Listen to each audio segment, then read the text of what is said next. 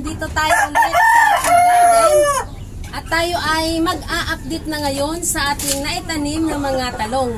So, nung nakaraan, yung ating talong, na-vlog na po natin sila. Naglagay tayo ng mga pataba sa ating mga talong. Ngayon, nagbunga na po sila, kaya atin na ngayong i-update kung kamusta na yung ating mga talong na atin nilagyan ng mga compost na ating ginawa. Okay, ayan, dahil nagtatanggal po ako ng mga dahon, ang aga ko pa dito. Ayan o, pinagtanggalan ko po ng mga dahon yung ating mga, pinagtanggalan ko ng mga dahon yung ating mga talong para magpupukos lang po sila sa bunga. Okay, ayan, tara na at ayun, sisilipin na natin yung ating mga matatabang talong. Okay, ayan, mapagpalang araw po sa lahat. Good morning mga kaplantita ko dyan. Ayan, andito tayo ulit. Nagbabalik tayo sa ating itinanim na mga talong. Yung nakaraan na nakatanim tayo ng mga talong na nilagyan natin ng pataba. Yung ating ginawang compost na mga pataba. Ayan, sisilipin natin yung mga talong natin dito. Ayan no, simula sa baba may bunga. Wow, look at that. Napakaganda po ng ating talong. Ayan no, hanggang taas oh. Ayan, ang dami ding mga bulaklak. Ayan, ang daming bunga. Pero ayan, mga kaibigan, mga kaamiga. Yung ating talong, ayun nagbitay. Ang daming bunga, oh, hanggang dulo yan. Unang pamumunga pa lang po nito ng ating mga talong. Grabe, look at that. Ayan, silipin natin dito yung ating mga talong. Ayan, lipat tayo dito. Ayan, dito tayo sa ating mga talong na ito, oh. Ang dami pong bulaklak sa taas, oh, namumulaklak sila. Ayan. Wow, ayan ang ating mga bubuyog. Ayan, palipat-lipat lang po dito sa mga bulaklak ng ating mga talong na ito. Ayan, mamaya sisilipin natin kung ilang mga bubuyog ang nandito. Kasi sa umaga, dumadapo po yung mga bubuyog dito sa aking mga talong na ito. Ayan, andito po yung ating mga paso, oh. Ayan, nakita nyo yung pinaglagyan natin nakaraan ng mga pataba, ang ating mga ginawang compost. So, bali ngayon, ayan na po ang resulta ng ating ginawang compost. Napakagandang talong. Grabe, oh. Ang laki nito, napakahaba nito, oh. Ayan, bigat niya.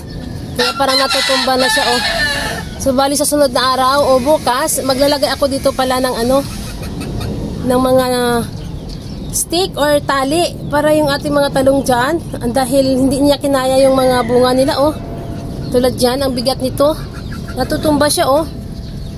Ayan, dahil mabigat po yung kanyang bunga. Ayan, napakaganda po ng bunga, oh. Ito po yung gustong-gusto kong itanim na variety ng mga talong. Itong mahaba.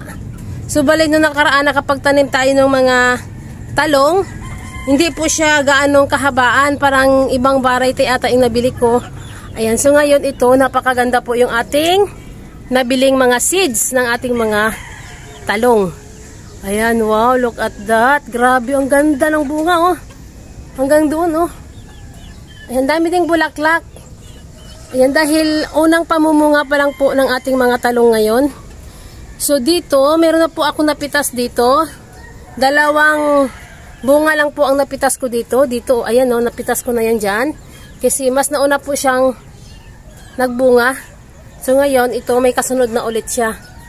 Ayan, nandun pa po yung ibang talong natin sa kabila, oh. Sisilipin natin mamaya doon kung kamusta na yung talong natin doon sa pinakataas ng mga paso na yun. Pero sa ngayon, ayan, silipin muna natin. Grabe, ang daming bulaklak, oh. Ay, naabangan natin mamaya yung bubuyog dito. Meron tayong bubuyog dito, palipat-lipat, eh. Ayan. Napakaganda po ng tubo ng ating mga talong ngayon dahil nung nakaraan, grabe po ang sobrang init. Kaya yung ating mga talong, kawawa, hindi masyadong agad-agad lumaki. Pero ngayon, umulan-ulan na. Ayan, ang dami nilang nagiging bunga. Ayan, tingnan nyo po yung aking pinagtaniman lang ng ating mga talong. Ayan, nakita nyo yung mga paso na yan? Ayan, oh, lahat yan, ganyan po lahat hanggang dulo. Napakadami po ng nating talong. Ayan, ang daming talong. Ayan po yung ating mga paso na pinagtaniman ng ating mga talong. Ayan, oh. Ayan, isa-isa nating silipin. Ayan, hanggang doon yan. So, bali sa ilalim niyan ng ating mga paso ng ating mga talong. Ayan, mga mababa na lang po yung lupa. Kaya kailangan natin ulit maglagay ng mga patabang lupa dito. Ayan. Hindi na po napuno. Ayan, no, nakita mo. Kailangan pa po natin magdagdag ng lupa na mataba dyan. Yung ilalim ng ating mga talong, ng mga dahon, pinagtatanggal ko na po. Para po yung ating mga katulad nito, ito, tulad nito, tatanggalin po natin yan. Tatanggalin po natin ito para magpupukus na lang po siya sa, ayan, katulad nyan, tatanggalin natin yan para yung bunga, lalaki siya. Magpupukus na lang po sa bunga yung ating mga talong. Ayan, nakita nyo, napaka batang-bata pa po itong talong natin. Ayan, no. Medyo maiksi pa lang sila. So, bali maraming sanga po yan. Pag yan po ay siguro mga pangalawang pamumunga nila nito, lalong dadami po ang kanilang bunga dahil hanggang taas po yung kanyang bulaklak. Nakita nyo yan, oh, ang daming bulaklak sa taas. Ayan, napakaganda po ng ating mga talong. Napakaganda po nila ngayon dahil ang kanilang bunga, napakakintab. Napakaganda po ng bunga ng talong natin. Ayan, oh. Okay, ang silipin natin dun sa kabila. Dun sa kabilang mga tanim ko ng mga talong. Dun sa taas. Dahil medyo malayo. Ayan, puntahan natin. Okay, ayan. Dito sa side na to, mga sili po yan. Nandito, mga sili hanggang doon. Pero doon sa dulo niya, puro po yung talong. Okay, ayan. Dito po yung ating mga talong. So, bali, umabot na po sila sa net. Napakatangkad nila. Dahil napakataas po ng pwesto nila dyan. Ayan, no, katulad nyan. Ayan, may mga paso sa ilalim. So, bali dito, pang-apat na layer po ito. Pang-apat na patungan ng ating mga taniman, mga paso. Ayan, ang ating talong. Napakababa po niya. Nagbunga na siya. Ayan, oh, nakita nyo yan. Napakaganda po ng bunga niya, oh. Pero sumayad. Ayan, oh, nakasayad siya sa lupa. Ayan, oh. Napakagandang mga talong. Grabe. Napaka-bless po natin dahil nagbunga yung ating talong kahit nandito lang po sa mga maninipis lang po ng mga paso. Yung dito banda, ayan, nagbubulaklak na sila. So, bali, ito dito banda kasi, huli ko po siyang naitanim. Ayan. Silipin natin dito banda yung ating mga talong. Ay, napakahirap. Ang hirap dumaan. Ayan, kasi ang ating mga nandito sa gilid ay mga, ayan, oh, tanglad yan. So, nandito yung ating mga talong. Ayan, oh, ang dami, oh. Okay. Ayan, at ang hirap dito. Ayan ang ating mga talong dyan. Okay, at lilipat na tayo dun sa kabila dahil ang hirap po ng pwesto dito. Napakasikip ng daanan. Ayan, dahil dito po sa baba nito ng ating mga talong ay ang ating mga alagang manok. Ayan, ito po yung kulungan ng ating mga alagang manok. Ayan, oh. Ang dami pong manok yan sa ilalim. Silipin natin.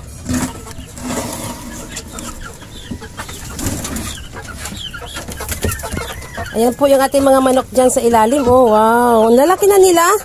Parang kailan lang na-i-vlog natin sila na mga sisiw pa lang. So ngayon, ayan na po silang lalaki na nila. Ilang piraso to? Ayan, oh, gaganda po nila, oh. Pataba, oh. Ang dami yan hanggang doon sa dulo. Ayan, oh, hindi ko makita. Ayan, sasarado na natin. Ang luwag naman po ng kanilang kulungan. Ayan, napaka ganda po ng naisip kong paraan. Yung taas ng ating mga kulungan ng manok, nilagyan natin ng mga gulay. Sa ilalim naman ay mga manok. Ayan, tara doon tayo sa kabila. Okay, ayan. At mag-aabang tayo ng mga bubuyog dito dahil maya-maya may mga bubuyog na po dadapo dito sa mga bulakit ng ating mga talong.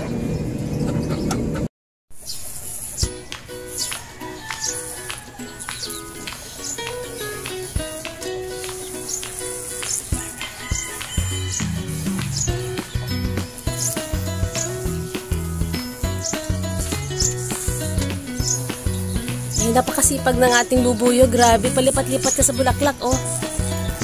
Kaya nakita niyo po yung bunga ng aking mga talong dyan. Sobrang dami. Ayan oh. Ayan, nangingitim lang po ang mga bunga ng ating mga talong.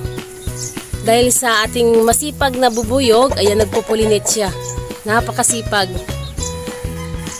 Nakakatuwa dahil akala ko wala talaga ako makitang bubuyog dito sa aking mga talong na ito. Sobrang daming bulaklak. Ayan siya oh. Ayan, napakasipag niya. Grabe.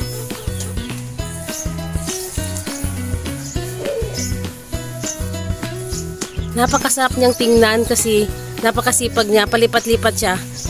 Ayan oh. Ayan. Okay, ayan. Natapos na rin yung ating panood doon sa bubuyog ko na nag-iisa dito sa aking garden. Nag-iisa lang po siyang pumunta dito.